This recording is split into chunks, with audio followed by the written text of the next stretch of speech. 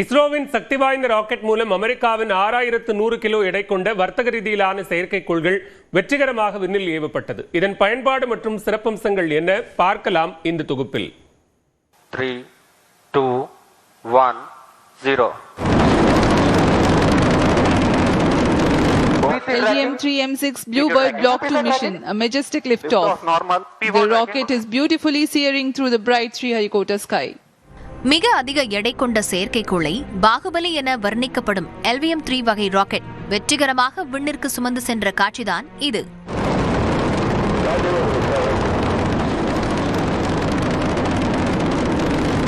இந்திய விண்வெளி ஆராய்ச்சி நிறுவனமான இஸ்ரோ உள்நாடு மட்டுமின்றி வெளிநாடுகளின் செயற்கைக்கோள்களை வர்த்தக ரீதியில் விண்ணில் ஏவி வருகிறது.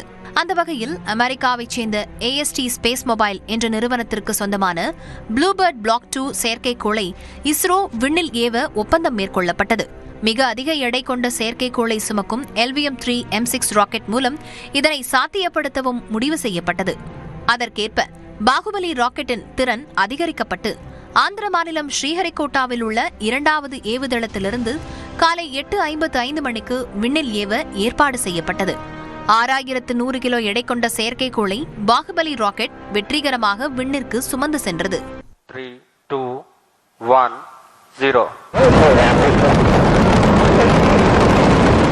LVM-3 M6 Bluebird Block 2 mission, a majestic liftoff. The rocket is beautifully searing through the bright Sriharikota sky. और अपनी उद्दिष्ट कक्षा की ओर बढ़ चला है LVM-3 M6 रॉकेट. திட்டமிட்டபடி புவி தாழ்வட்ட பாதையில் சுமார் 15 நிமிடங்களில் செயற்கைக்கோள் வெற்றிகரமாக நிலைநிறுத்தப்பட்டது. பின்னர் செய்தியாளர்களை சந்தித்த இஸ்ரோ தலைவர் நாராயணன், அதிக எடை கொண்ட செயற்கைக்கோளை வெற்றிகரமாக விண்ணில் நிலைநிறுத்தியது இந்தியாவிற்கு கிடைத்த பெருமை என்று பெருமிதம் தெரிவித்தார். மேலும் இந்த வெற்றியின் மூலம் மனிதர்களை விண்ணுக்கு அனுப்பும் ககன்யான் திட்டத்தின் மீதான நம்பிக்கை அதிகரித்திருப்பதாக நாராயணன் குறிப்பிட்டார். Today's mission has brought yet another important glory to the India. This is the heaviest satellite ever lifted from Indian soil using a Indian launcher. Cellphone டவர்களின்றி விண்வெளியிலிருந்து நேரடியாக செல்போனுக்கு அதிவேக இணைய சேவை வழங்க இந்த செயற்கைக்கோள் உதவும் என கூறப்பட்டுள்ளது. இதன் மூலம் அடர்ந்த காடுகள், மலைப்பகுதிகள் என செல்போன் டவர்கள் நிறுவ முடியாத இடத்திலும் வீடியோ கால் மற்றும் குறுஞ்செய்தி அனுப்ப முடியும் என அந்நிறுவனம் நம்பிக்கை தெரிவித்துள்ளது. வெற்றிகரமாக செயற்கைக்கோளை நிலைநிறுத்த உதவிய பாகுபலி ராக்கெட்டின் மாடலை இஸ்ரோ விஞ்ஞானிகள் கூட்டாக காட்சிப்படுத்தினர்.